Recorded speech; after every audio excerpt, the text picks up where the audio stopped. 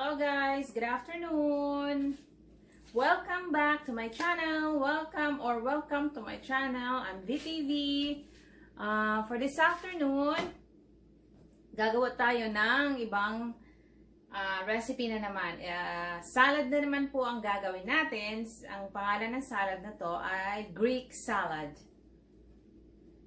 But this is my own version. Anne's version of salad. Hello! Dito na naman tayo sa ating gagawing Greek salad. At ito yung mga ingredients sa ating Greek salad. So, meron ako ditong two kinds of lettuce. Iceberg lettuce or American lettuce at saka romaine lettuce. So, dalawang ginawa ko. Mix ko na lang. At saka, English cucumber,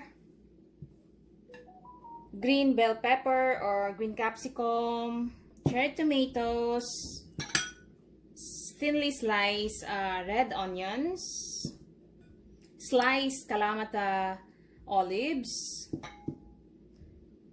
and feta cheese. Ito naman sa ating toppings, avocado. At ito naman ang sa ating gagawing dressing. 2 whole lemon juice and fresh minced garlic.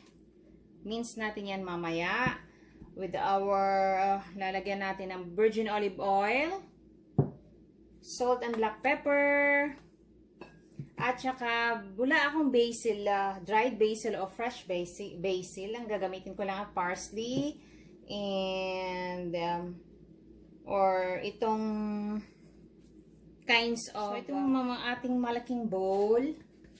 Lalagay natin ang ating romaine lettuce. Mix lang natin. Mix na talaga natin. Ayan.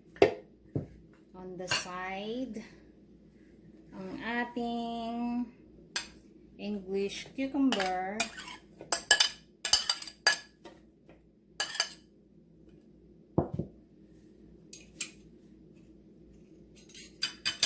Ang ating green capsicum o bell pepper.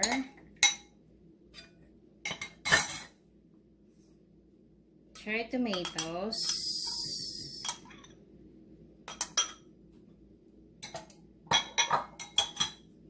Slice onion,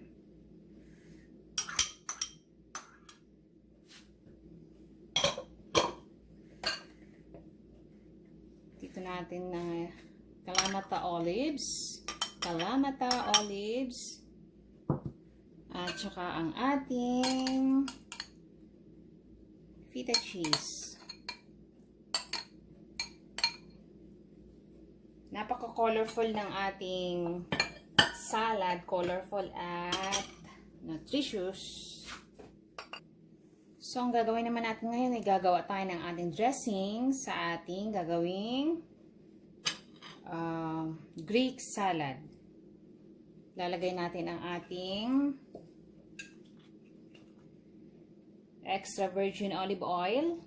3 tablespoons, 6 or 1/4 cup.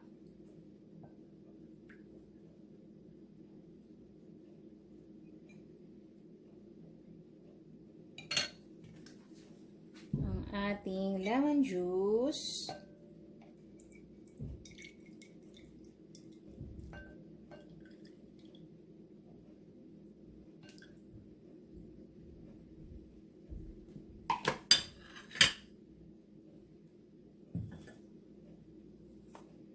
Lalagyan natin ating salt.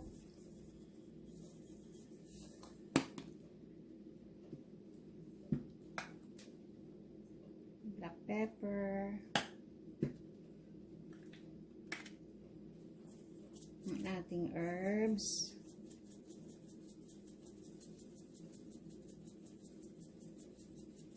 Damihan natin kasi wala tayong basil. So, ito lang. Twist natin para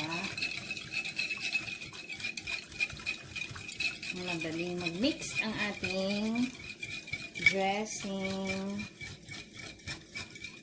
At saka lalagyan natin ng minced garlic. Damihan natin. Pampasalasa din ito.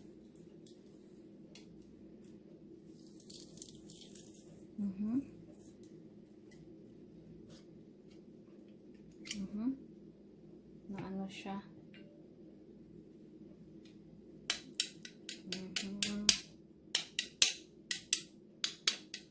Okay.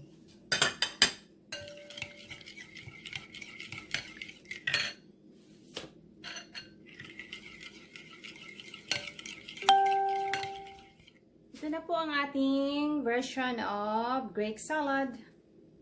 Anne's version Greek salad. So, umpisahan na natin. Titikman, kainin. Bye everyone! God bless us all! Don't forget to share, like, and subscribe. And VTV. Bye!